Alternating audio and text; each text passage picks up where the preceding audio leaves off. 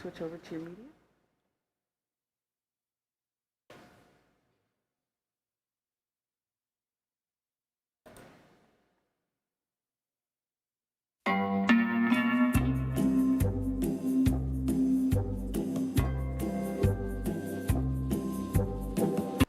Hello everyone, I hope you're having a good Friday. So we have got a lot of snow and I know it sucks to drive in, but guess what? Animals love it. Some animals. I'm going to show you a video of the ones that do. Some dogs don't even want to go outside. So here you go. They are, oh my goodness, Huskies were just built for snow. Look at that happy boy or girl. So my dog actually, she doesn't really like to go out in the snow. I open the door and she just kind of looks at me like, no thank you, Mom. I would not like to participate. But these dogs, look at that little dog right there. She's just tromping through. And oh my goodness, yep, rolling in the snow. We love it.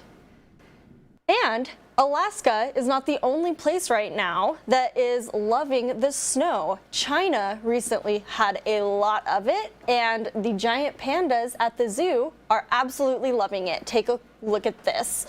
So this is this panda's first time in the snow. She is 4 years old. So northeast China was hit by a round of heavy snowfall. The snow created a natural winter wonderland, as you can see, for this giant panda who is just so excited to be out in it. It's her very first time, as I mentioned. So when she was done playing, she just decided to lay in the snow, munch on her bamboo, and visitors, you know, of course, they flocked to her enclosure because who doesn't like to see a giant panda enjoying her first snow day?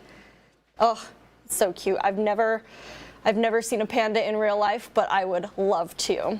So, I bet you're wondering what I was up to this week. Let me show you. Today, we are volunteering at the shelter, and if you've never volunteered before and you're wondering what you can expect, I'm going to walk you through it. For our cat volunteers, they can play with the cats.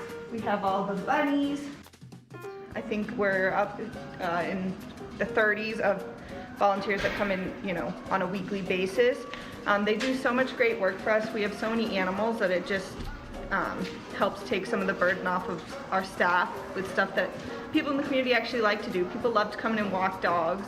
If we did it all ourselves, the dogs would only get out maybe once a day, and with our dog walking volunteers, they get out, you know, 3 to 4 times a day.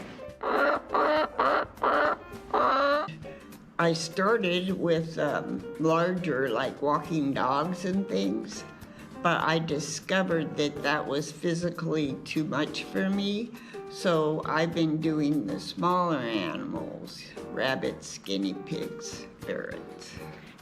And the process for our dog walkers, they all have to be trained on animal handling. They go through a course on getting them in and out of the kennels safely.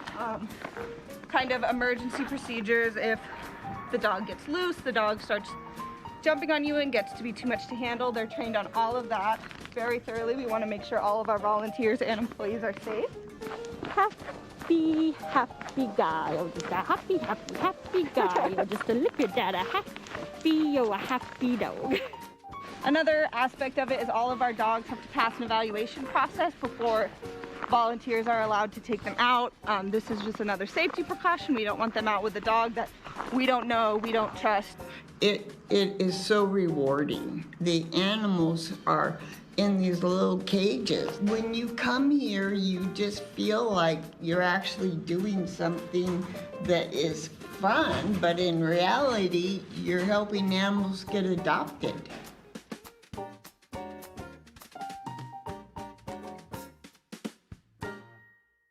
So that little dog at the end who was rolling around in the snow, his name is Thunder, and he will actually be up for adoption in just a couple days. He was a really sweet boy, and I bet he's really excited to meet his forever family soon.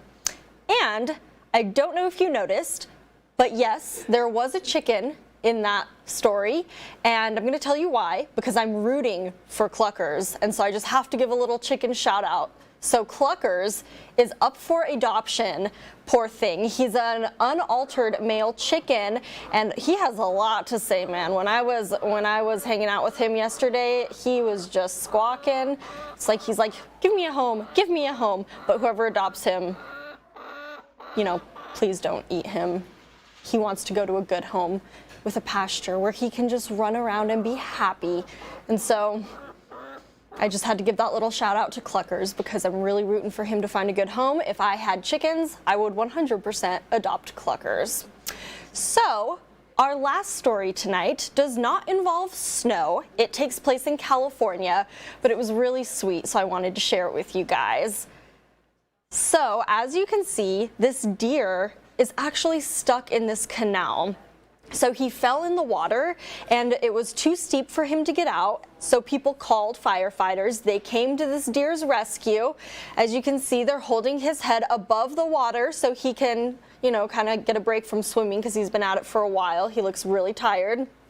And they bring him back across the channel and they saved this deer's life. So I just really wanted to share. Apparently he was exhausted. He took a 10-minute nap and then he was up and at 'em, ready to go. So I love a story with a good, happy ending. And that's all I have for you today.